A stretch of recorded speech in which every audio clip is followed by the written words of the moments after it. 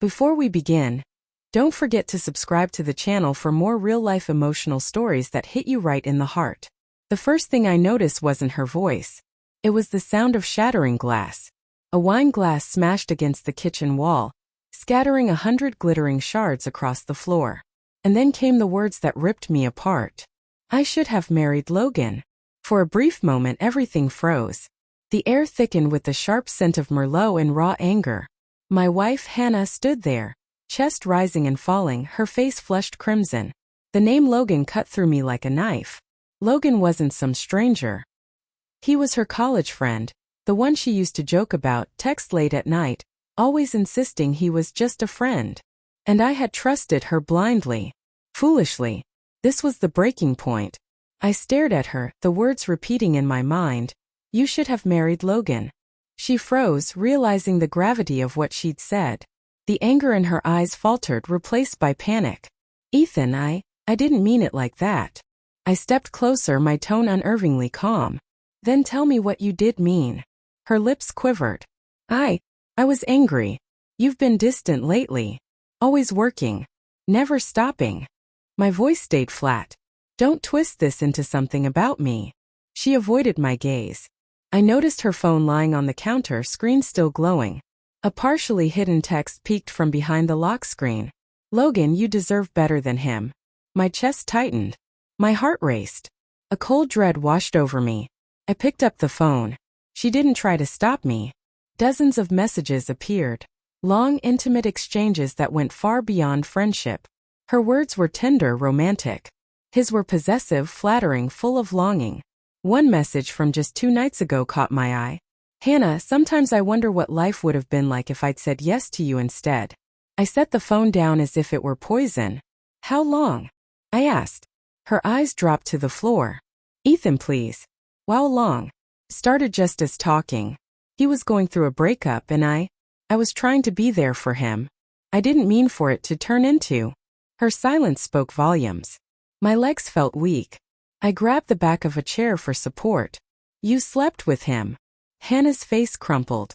It was one time. I swear it meant nothing. I regretted it immediately. I laughed, not from humor, but because the alternative would have been screaming. One time, I repeated. You gave yourself to another man and then came home to kiss me like nothing happened. She reached for me, but I stepped back. Ethan, please. I was lonely. You were always gone, working late, barely talking to me. You had choices, I said quietly. You could have told me you were unhappy. You could have walked away. Instead you lied. Every night, every smile, every I love you.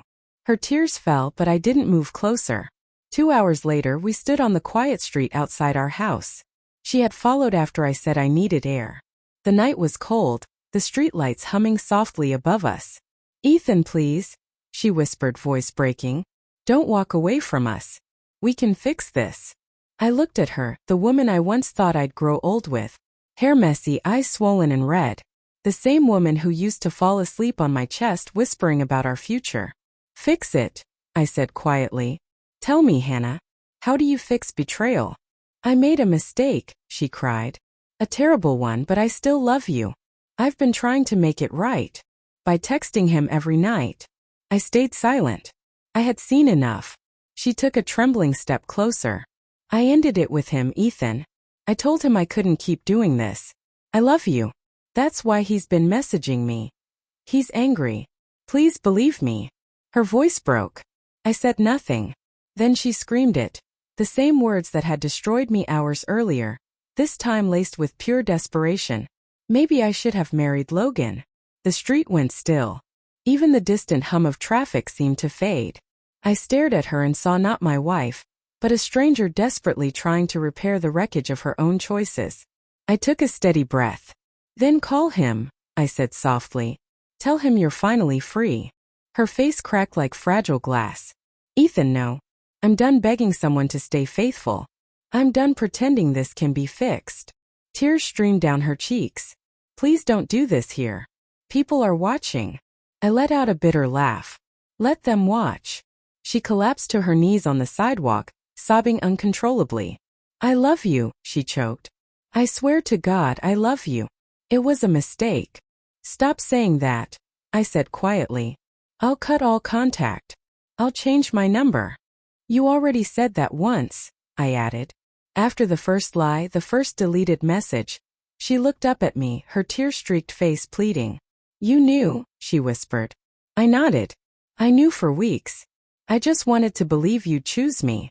Her sobs dwindled into a broken silence. I continued. Every day I hoped you'd come clean.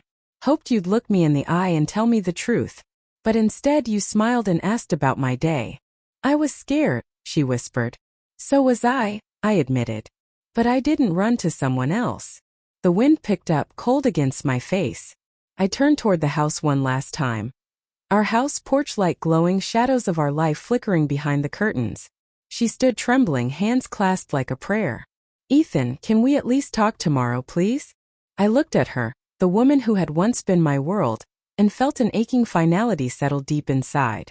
You know, I said quietly, I used to wonder what it would take to break us.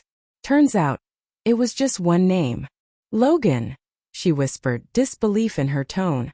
I nodded slowly. I hope he was worth it. Then I turned and walked away. Her pleading voice called after me, breaking, but I didn't look back. Not once.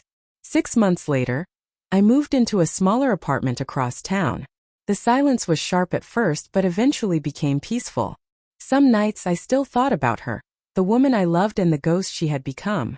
She tried reaching out a few times. Letters, emails, all unopened. I heard she and Logan never worked out. Apparently, guilt doesn't make for a good romance. One evening, walking home from work, I passed the street where she had broken down months ago.